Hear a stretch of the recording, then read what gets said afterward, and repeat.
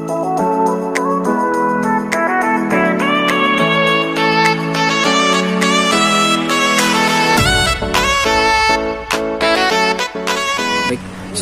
warahmatullahi wabarakatuh. Saya Muhammad Sekul dari PPS 5A dari kelompok 10 ingin mempresentasikan hasil revisi dari makalah kelompok saya dengan judul pemutusan hubungan karyawan pada perbankan syariah. Di sini saya akan jelaskan 3 poin yang ada dalam makalah saya. Yang pertama, pemberhentian karyawan pada bank syariah. Yang kedua, alasan pemberhentian karyawan pada bank syariah. Yang ketiga, proses pemberhentian karyawan menurut undang-undang dan konsep pemberhentian karyawan. Yang pertama, pemberhentian karyawan pada bank syariah. Nah, dalam pemutusan hubungan kerja antara pihak bank syariah dengan karyawan, tidak selamanya harus berada di tangan manajer bank, namun juga harus mengikuti pedoman dari ketentuan pemerintah, seperti peraturan pemerintah, undang-undang, serta badan-badan yang berwenang. Jadi, setiap pemutusan hubungan kerja tidak bisa semuanya, tapi harus ada persetujuan antara manajer bank dengan pemerintah atau badan atau organisasi yang berwenang. Nah, kemudian menurut sifatnya, pemutusan hubungan kerja itu dapat dibedakan menjadi 3. Yang pertama, pemutusan hubungan kerja secara terhormat. Contohnya, karena keinginan karyawan yang bersangkutan ingin berhenti bekerja di bank syariah. Kedua, karena karyawan telah mencapai batas waktu kontrak yang telah disepakati antara bank syariah dengan karyawan yang bersangkutan. Kemudian yang kedua, pemutusan hubungan kerja sementara.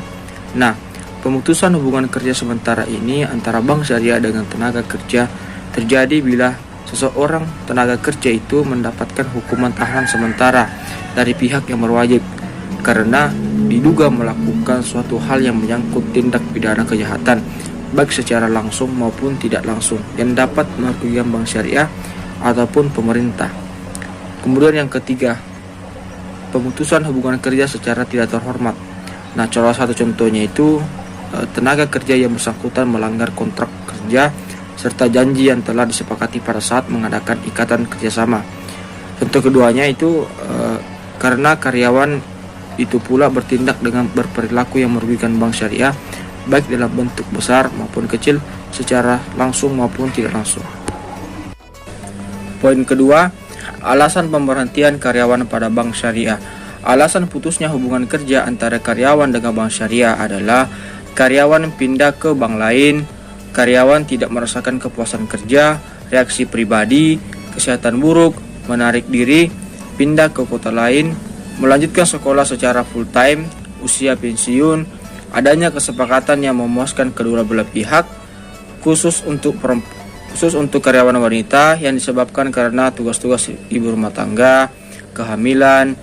Pemutusan hubungan kerja dalam ekonomi Islam itu sendiri adalah pelepasan atau pemberhentian hubungan kerja antara pihak bank syariah dengan tenaga kerja atas permintaan baik dari bank syariah ataupun dari karyawan itu sendiri, yang dikarenakan adanya hal-hal tidak produktif lagi untuk bekerja sama, tetapi tetap mengikuti aturan Islam, yaitu tidak boleh adanya tindak kezaliman, ketidakadilan, dan merugikan sebelah pihak.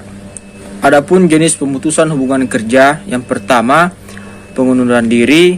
Nah, pengunduran diri ini adalah pemutusan kerja yang diawali dari karyawan. Apabila hal ini terjadi dalam masa percobaan tidak menimbulkan masalah beban kewajiban, baik bagi bank syariah maupun karyawan.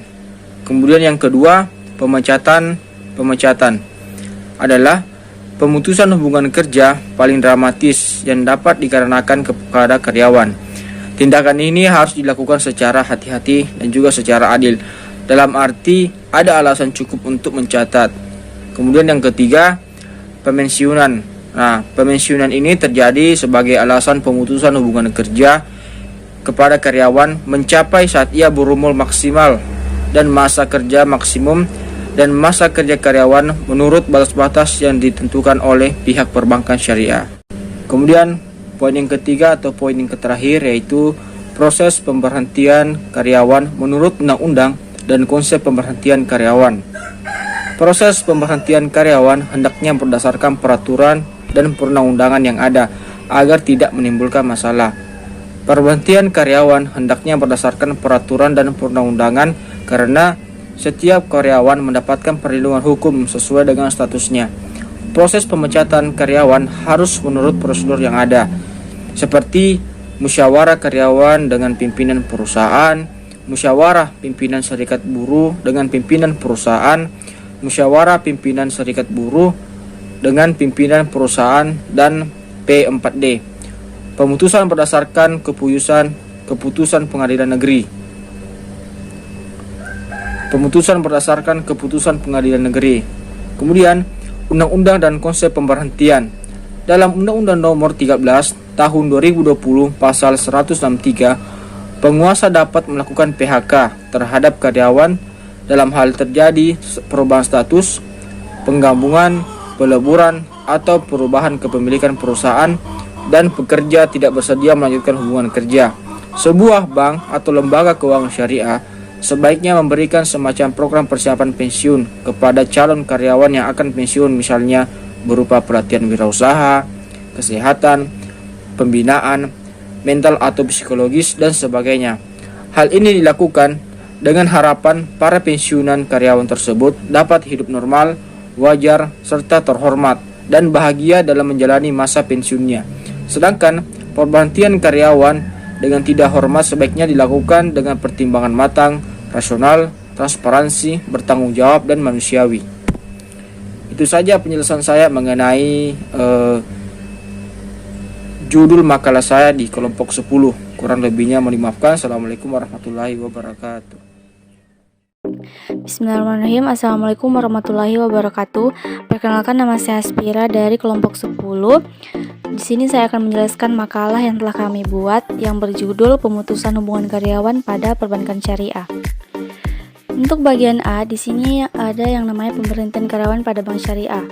Pemberhentian karyawan pada bank syariah terbagi menjadi 3, yaitu pemutusan hubungan kerja secara terhormat, pemutusan hubungan kerja sementara, dan pemutusan hubungan kerja secara tidak terhormat. Untuk yang pertama, pemutusan hubungan kerja secara terhormat terbagi menjadi beberapa bagian.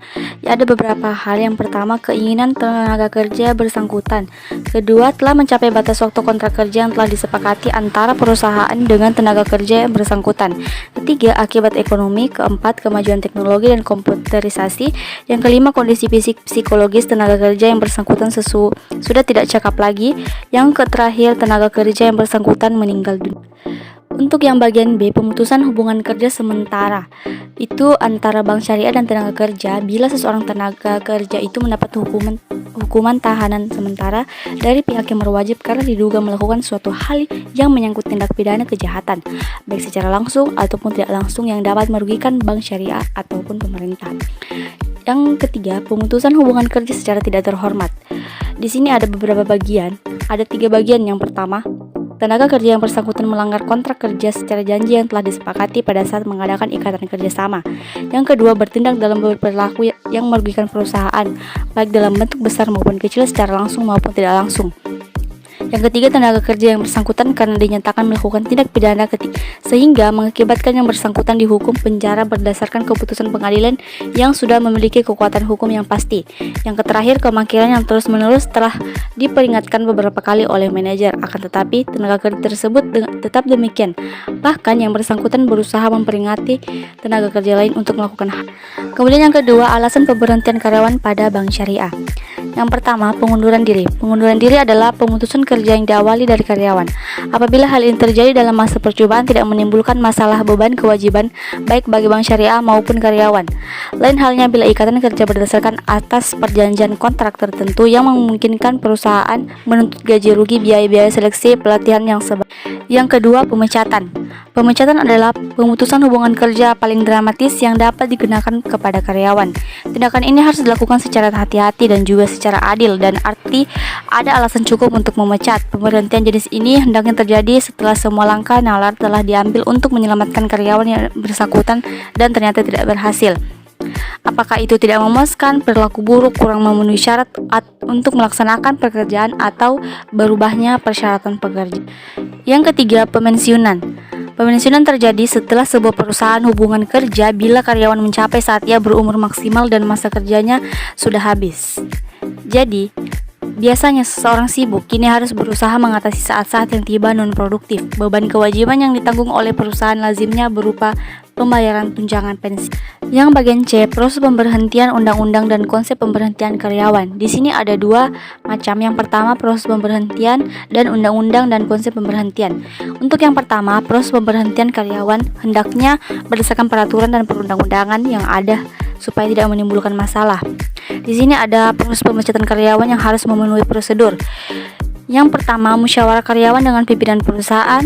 Untuk yang kedua, musyawarah pimpinan serikat buruh dengan pimpinan perusahaan. Yang ketiga, musyawarah pimpinan serikat buruh, pimpinan perusahaan, dan P4D.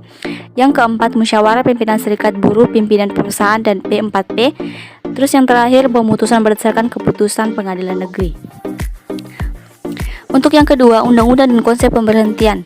Di dalam Undang-Undang Nomor 13 Tahun 2020 Pasal 163, pengusaha dapat melakukan PHK terhadap karyawan dalam hal terjadi perubahan status, penggabungan, peleburan, dan pembuatan kepemilikan perusahaan dan pekerja tidak bersedia melanjutkan hubungan kerja. Sebuah bank atau lembaga keuangan syariah sebaiknya memberikan semacam program pensiunan kepada calon karyawan untuk mempersiapkan, misalnya berupa pelatihan wirausaha, kesehatan, pembinaan mental, psikologis, dan sebagainya. Hal ini dilakukan agar pensiunan karyawan tersebut dapat hidup normal, wajar, terhormat, dan bahagia dalam menjalani masa pensiunannya. Sedangkan pemberhentian karyawan dengan tidak terhormat sebaiknya dilakukan dengan pertimbangan matang, rasional, transparansi, bertanggung jawab, dan manusiawi. Perusahaan harus menciptakan suatu kondisi di mana karyawannya yang akan diberhentikan tersebut memahami alasan pemberhentiannya dan ikhlas menerimanya, bahkan dia merasa hal tersebut sebagai pembelajaran berharga baginya di mana untuk menapaki masa depan yang akan datang. Itulah penjelasan materi dari makalah yang telah kami buat. Saya ucapkan banyak terima kasih. Wabillahi taufiq wal hidayah. Wassalamualaikum warahmatullahi wabarakatuh.